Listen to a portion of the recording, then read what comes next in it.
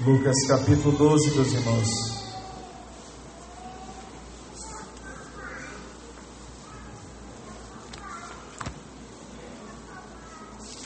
Lucas 12.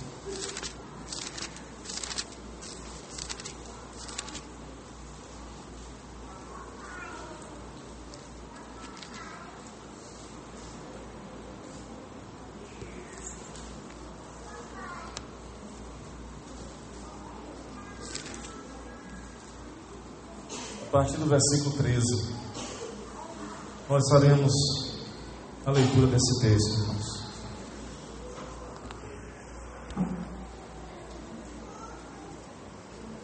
Nesse ponto, um homem que estava no meio da multidão lhe falou: Mestre, ordena a meu irmão que reparta comigo a herança.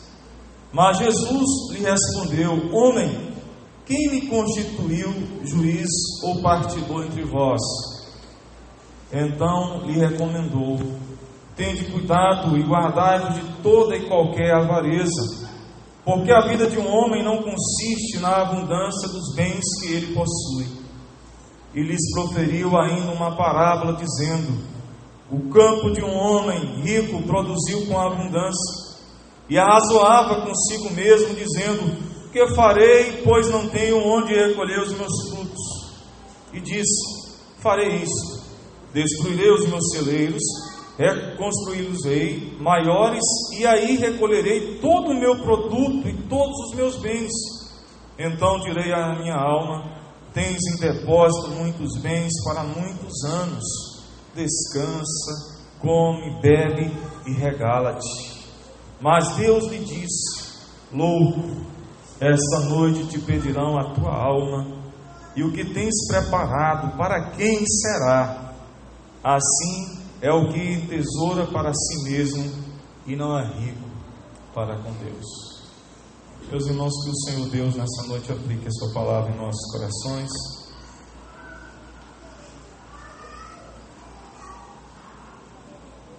Baseado num sermão, irmãos, de um dos primeiros presbiterianos no estado de Goiás, entre Goiás e Minas, um dos nossos ministros presbiterianos, ele proferiu um sermão nesse texto. O sermão foi o tema: o fazendeiro louco.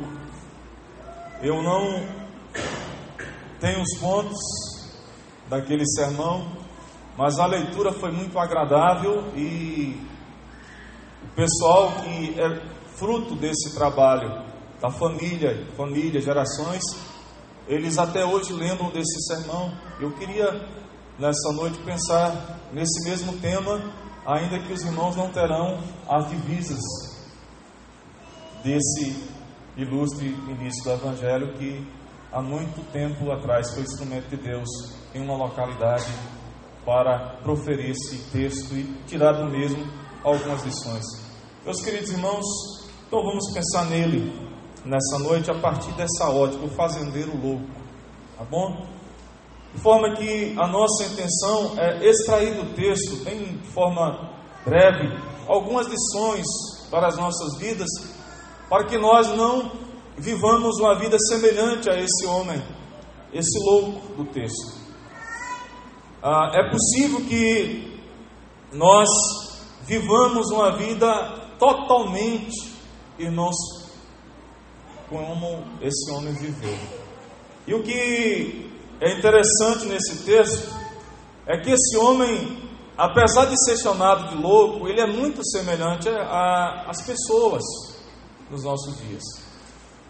E se os irmãos observarem, ele é muito parecido, talvez com aquele vizinho nosso, talvez com aquele colega de trabalho, aquela amiga lá do trabalho, porque de fato, meus irmãos, apesar de Deus olhar para aquele homem e o chamar de louco, ele tinha muitas coisas normais. Observe, por favor, como ele é parecido com muitas pessoas no nosso tempo. Notem, no versículo 16, ele era um homem normal.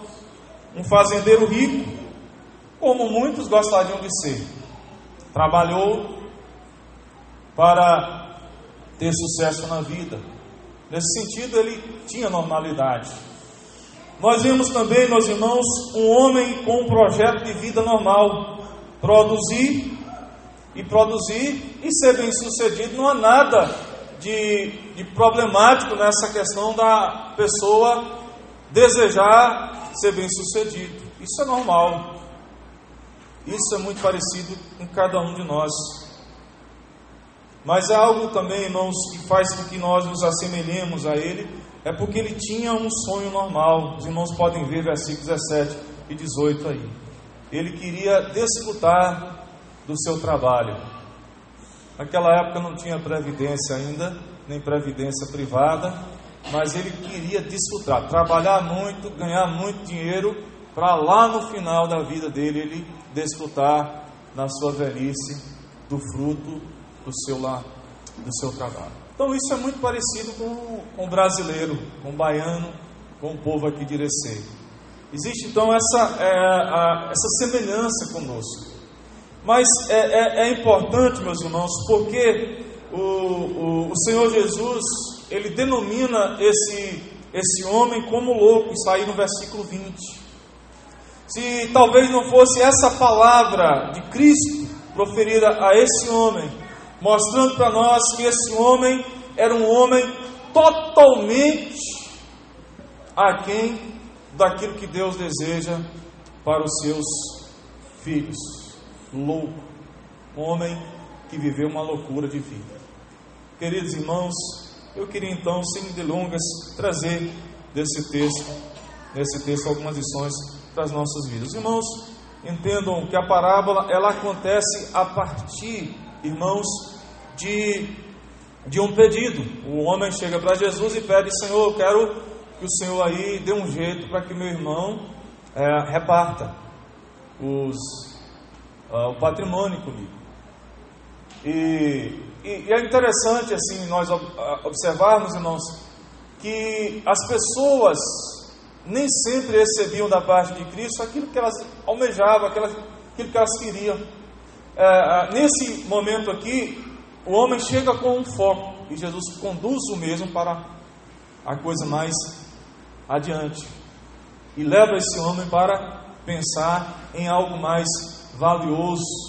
E aqui ele então coloca o mesmo com, irmãos, um alvo de vida bem diferente daquilo que ele estava traçando. Talvez a prioridade dele naquele momento, o sonho dele, o projeto dele era os bens materiais, e Jesus então coloca: olha, eu vou te mostrar uma coisa muito mais importante.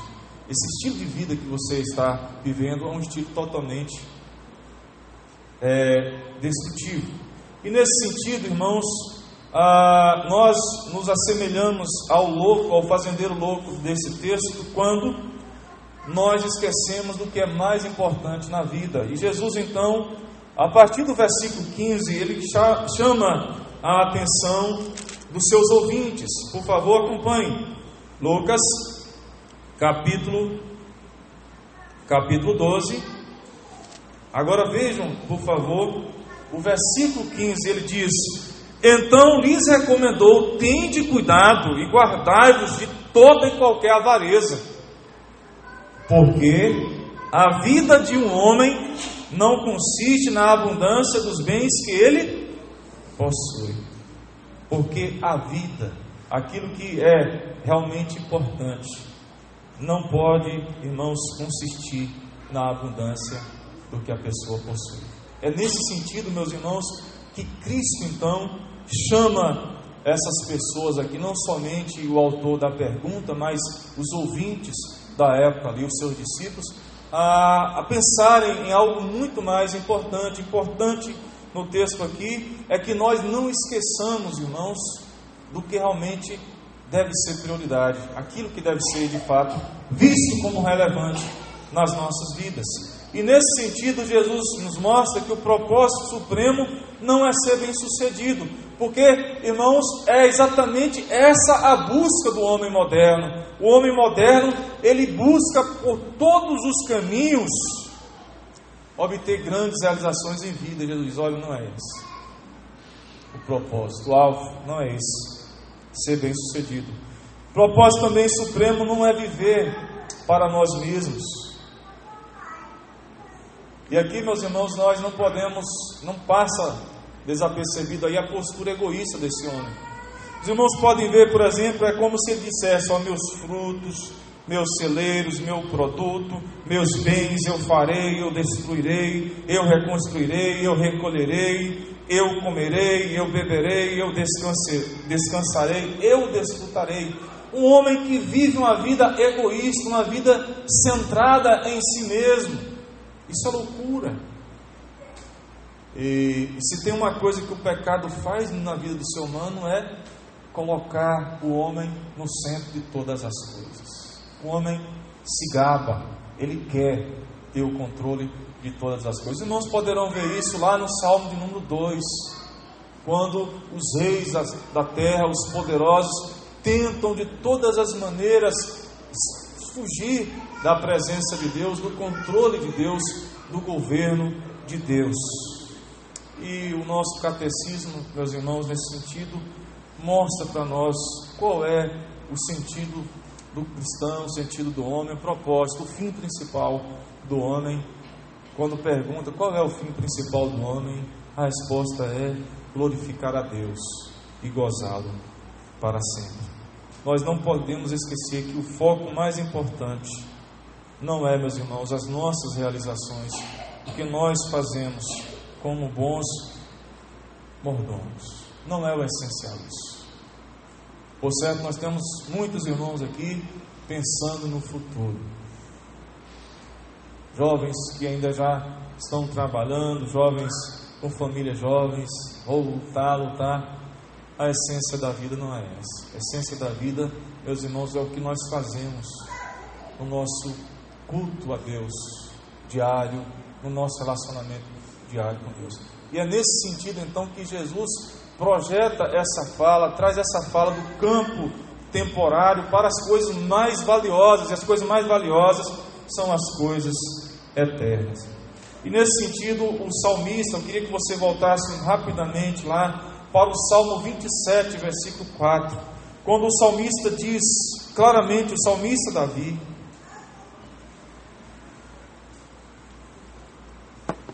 ele mostra para nós qual era a prioridade da sua vida. E a prioridade era, ele diz: uma coisa peço ao Senhor e a buscarei, que eu possa morar na casa do Senhor todos os dias da minha vida. Olha o que ele diz: para contemplar a beleza do Senhor e meditar no seu templo. Meus irmãos, estamos aqui ouvindo a palavra do rei Davi, um rei. Ele diz: olha, o alvo da minha vida é exatamente contemplar a beleza do Senhor e meditar no seu tempo. Não sei se você consegue entender isso, mas, irmãos, nós vivemos constantemente divididos entre as coisas temporárias e as coisas eternas. Que nós entendamos que as coisas eternas devem ter um valor, um peso de glória maior em nossas vidas. Esse fazendeiro, irmãos, é louco, e nesse sentido nós nos assemelhamos a ele quando nós também, semelhante a esse homem, nós esquecemos de Deus. O versículo 17 diz para nós que o diálogo dele é o seguinte: e arrazoava consigo mesmo, dizendo: que farei, pois não tenho onde recolher os meus frutos.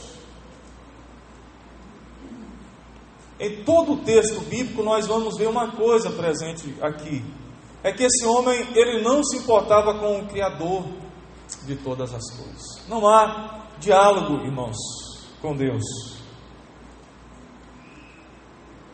Não há espaço, não há atitude de gratidão, de reconhecimento, onde ele eleve a sua voz e diga: Senhor, eu te agradeço por isso, pela chuva. Não existe. Logicamente, a parábola ela é proposital, ela tem, irmãos, um alvo, exatamente mostrar para aquelas pessoas que estavam tão interessadas em valores transitórios, esquecendo do que deve ser visto como essencial. Ele mostra para nós claramente nessa parábola que não há espaço para Deus na vida desse homem.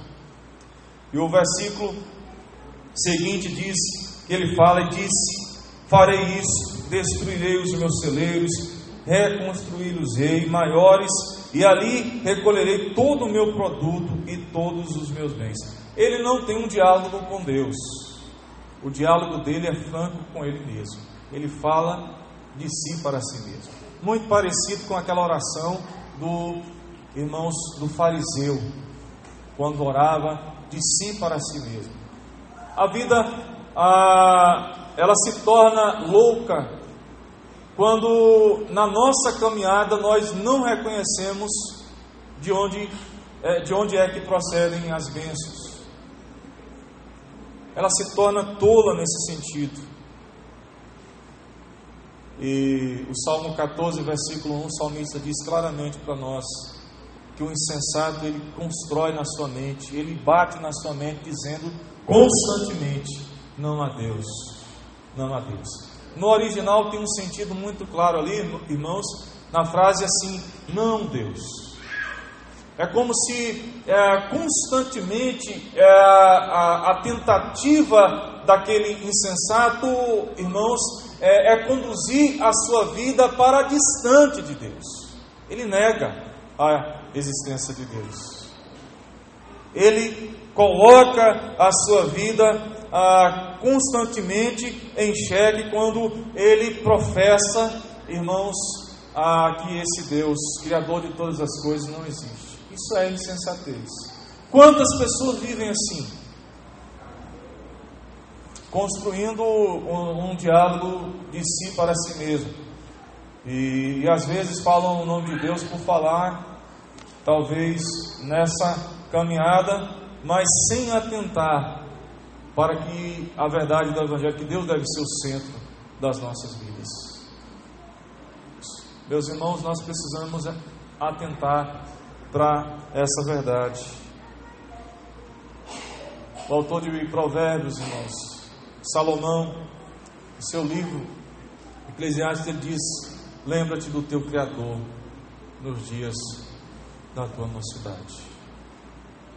Nós precisamos lembrar do Criador, de Deus, que há uma lei, há um Deus que governa todas as coisas, dele procede todas as dádivas, todas as bênçãos. E nós temos que ter essa franqueza que não existia na vida desse homem. Esse homem não adora, esse homem não é grato, esse homem não reconhece, esse homem não fala com Deus.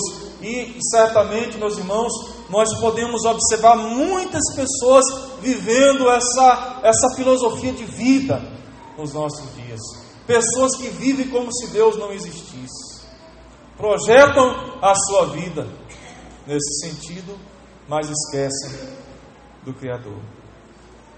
Esse fazendeiro louco, que diz o texto aí, meus irmãos, nós nos assemelhamos a ele quando nós também esquecemos da transitoriedade da vida. O versículo 19 é muito rico o texto, quando ele diz assim: então direi à minha alma, tens em depósito muitos bens para muitos anos, descansa, come, bebe e regala-te. Notem no texto que ele vivia numa, irmãos, falsa segurança. Tem muitos bens para muitos anos, projetava o futuro. Vou viver muito, trabalhei muito e vou viver muito. Uma falsa segurança. E o texto é claro também nos mostrar, irmãos, que esse homem não atenta para a verdade da palavra de Deus, que diz que o mundo é um lugar incerto. O mundo é um lugar incerto.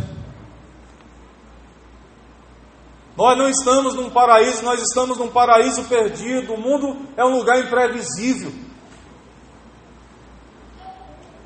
Se nós observarmos o Salmo 23, nós vamos ver claramente o salmista mostrando para nós, meus irmãos, que nesse mundo nós passamos por sombras da morte. Nós estamos aqui, mas de repente nós podemos ser tomados rapidamente. Isso é o que as Escrituras sempre mostram para nós. O mundo é um lugar incerto. Você pode estar aqui agora no culto e na volta para casa, de repente alguma coisa acontecer. Aí, de repente você vai bater até no banco daí, para que isso não aconteça. Mas nós temos que ter essa visão, irmãos. O mundo é esse lugar cheio de vales, cheio de montanhas e momentos imprevisíveis. E a Bíblia também mostra claramente que esse homem ele não fez a leitura correta de que é o homem. Quando o salmista diz no Salmo 8, quem é o homem para que dele te lembres? Nós somos pó, meus irmãos, e ao pó nós voltaremos. Quer ver? Se nós formos aqui pensar, os irmãos que têm aí menos de 70 anos, 80 talvez, não, eu vou viver 100 anos, todos nós, no mínimo 100 anos, é o nosso plano, mas a palavra de Deus diz para nós que o homem é pó, e ao pó voltará. Quem é o homem?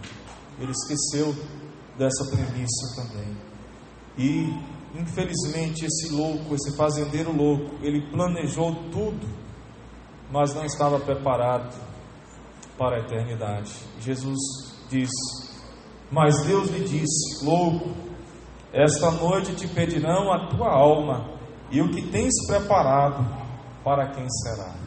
Meus irmãos, isso é insensatez.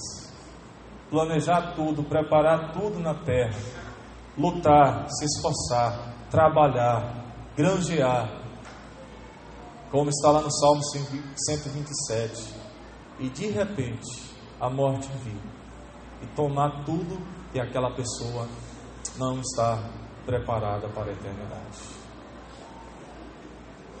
Nós precisamos colocar isso na nossa mente. A vida, meus irmãos, na terra, ela é transitória, ela é rápida.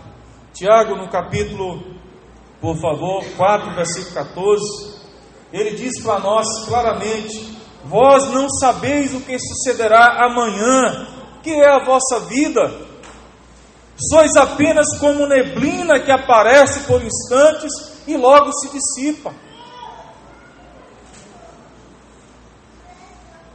O que sucederá amanhã? Nós não sabemos. Mas uma coisa que o cristão deve fazer é estar constantemente preparado. Sábio é aquele que se prepara para a eternidade. Sábio é aquele que pensa na eternidade. Meus irmãos, esse deve ser o nosso estilo de vida. Se preparar cada dia para a eternidade. Esse homem ele se preparou para tudo, planejou tudo, mas não planejou a eternidade. Onde ele passaria a mesma? E eu tenho dito aos irmãos que esse é o assunto mais importante da igreja. Toda mensagem aqui na igreja desemboca para exatamente esse pensamento. Onde você vai passar a eternidade? Se você ainda não está preparado, pronto, eu queria nessa noite que você se atentasse para essa verdade, se arrependa, creia no Evangelho, se volte para Jesus Cristo de todo o seu coração. Essa é a mensagem do Evangelho. Quando o Senhor então, ele cita essa parábola, ele quer, irmãos, que aquelas pessoas entendessem a importância da eternidade. Nós vemos as pessoas se preparando nesse universo para tudo. Se preparam para a conquista, se preparam para a formatura, se preparam para profissões, para a sua profissão, mas não se prepara para as coisas de Deus. Aqui nós temos muitos jovens apaixonados. Eu vou fazer isso daqui 2 anos. Eu queria que você nessa noite pensasse: Você está preparado para a eternidade. A palavra de Deus diz que aquele homem ouviu: louco, esta noite te pedirão a tua alma, e o que tens preparado, para quem será? Quando, irmãos, nós vemos esse homem como fazendeiro louco, nós nos assemelhamos a ele também, quando nós esquecemos de ser ricos aos olhos de Deus. Versículo 21 diz: assim é o que entesoura para si mesmo, e não é rico para com Deus. O que significa ser rico para com Deus, irmãos? Dentre todas as verdades, rico é aquele que vive para a glória de Deus. Esse é o tema do Evangelho. O apóstolo Paulo vai falar disso lá em Romanos capítulo 11, versículo 36. Vamos observar esse texto. Nós já estamos chegando ao final. Romanos 11, 36. Uma vida rica aos olhos de Deus, próspera aos olhos de Deus, é aquela vida que vive para a sua glória, como está aí. Romanos capítulo 11, versículo 36.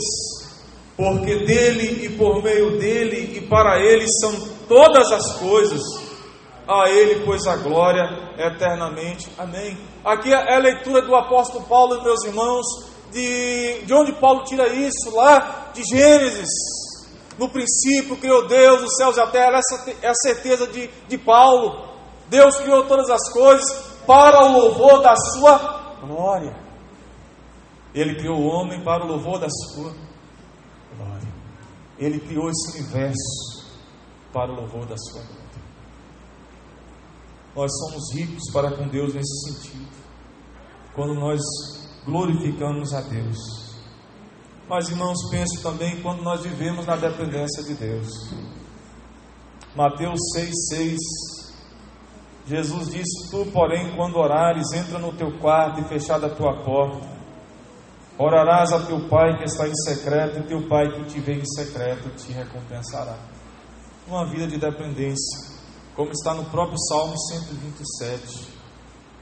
De Deus vem o nosso sucesso, e nós temos que depender dEle. Nós temos que orar a Ele, nós temos que falar com Ele, nós temos que agradecer a Ele, nós temos que reconhecer que foi Ele, nós temos que entender que, irmãos, de graça em graça nós temos de fato caminhado na presença dEle. A graça especial de Deus, ainda que nós não entendamos, Deus se manifesta nas nossas vidas de tal forma que nos leva a depender mais dEle. Isso é fato. E eu gosto muito do Salmo 16, versículo 2, quando Davi diz: digo ao Senhor, tu és o meu Senhor, outro bem não possuo, senão a ti somente. Nós somos ricos para com Deus quando Deus é o nosso bem maior. A casa pode ir embora, o patrimônio pode ir embora, a nossa segurança, irmãos, a previdência também pode ir embora. Mas quando Davi diz que Deus é o nosso bem maior, Deus ninguém pode tirar de nós. E a espiritualidade, ela é verdadeira, ela é sincera, quando nós reconhecemos, irmãos, que de fato o bem mais precioso que alguém pode ter nesse universo é o conhecimento de Deus, do Deus revelado nas Escrituras Sagradas. Esse bem ninguém pode tirar de nós. Nós finalizamos dizendo também, queridos, nós somos ricos para com Deus quando nós reconhecemos com gratidão que tudo que temos vem de Deus.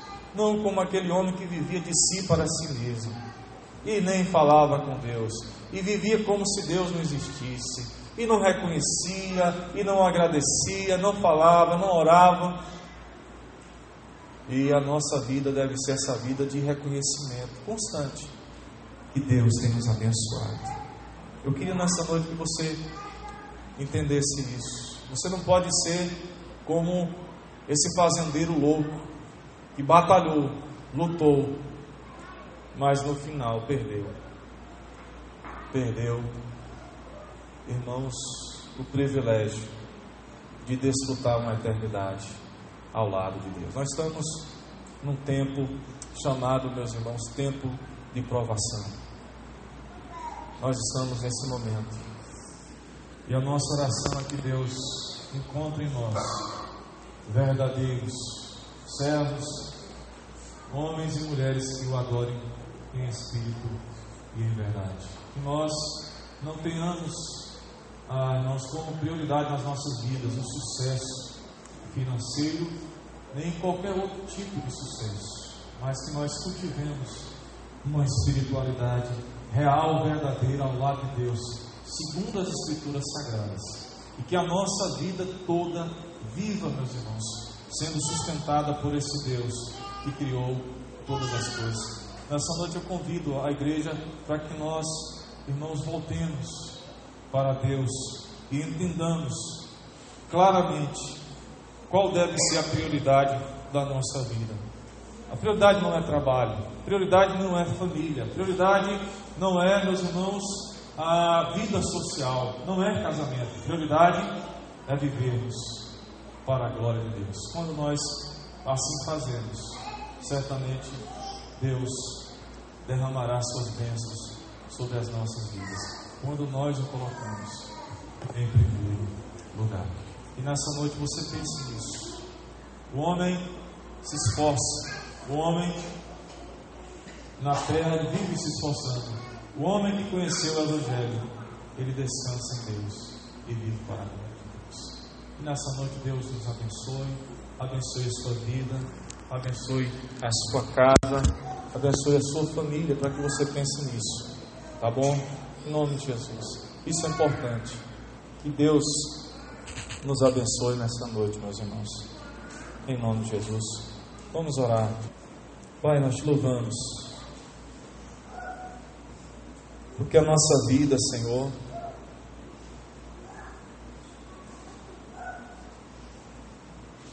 deve ser vivida, ó Deus, constantemente na dependência do Senhor. E nós não queremos viver, ó Deus, como loucos, com uma filosofia de vida totalmente contrário a Deus, o que a Tua Palavra nos ensina. Quantos vivem nesse mundo atrás do sucesso, atrás de bens materiais, atrás de dinheiro,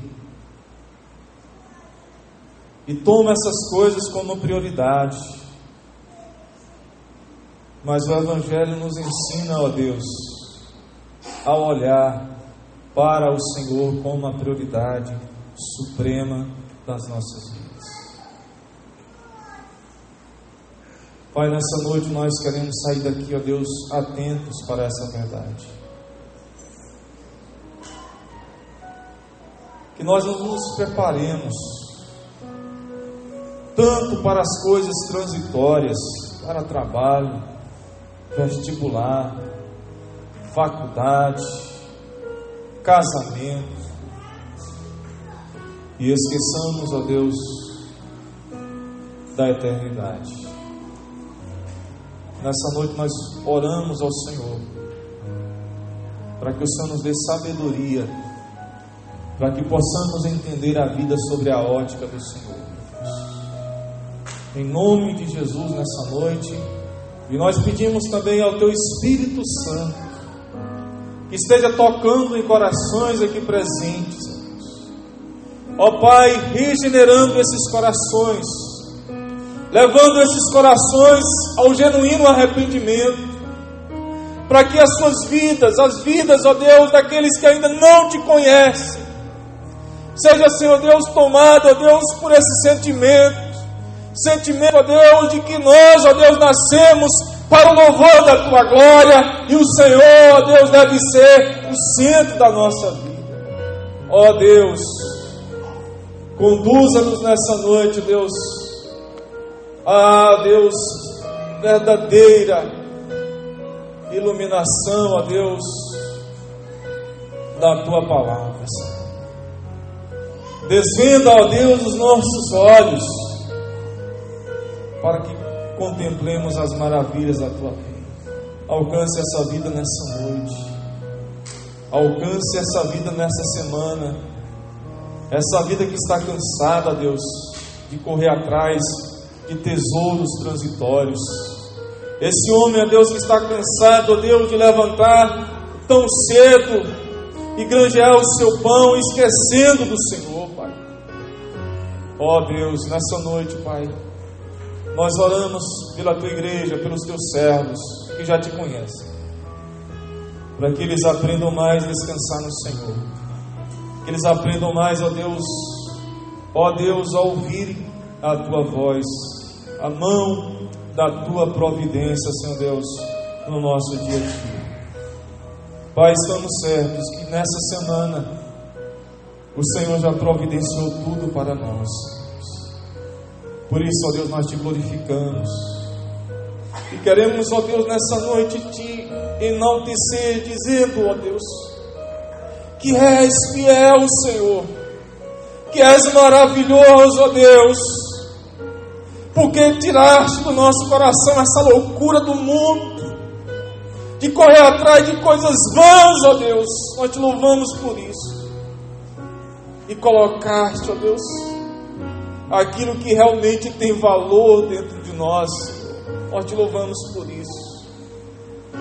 Nos humilhamos diante do Senhor com sincera oração nessa noite, porque da loucura do mundo nos tomaste e nos levaste, ó Deus, para a doçura do Evangelho, e nos levaste para a cruz de Cristo.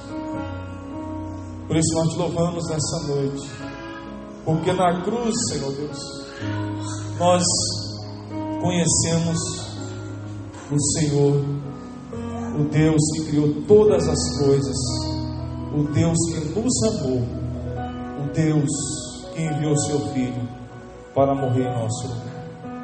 Nós te louvamos nessa noite, em nome de Jesus, meu Deus. Amém.